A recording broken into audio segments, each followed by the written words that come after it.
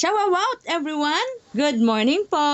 Tara, bili tayo ng almusal. Meron sila ditong spaghetti, 25 pesos, malabon, champurado, lugaw, at sopas. Take out lang ang meron sila dito.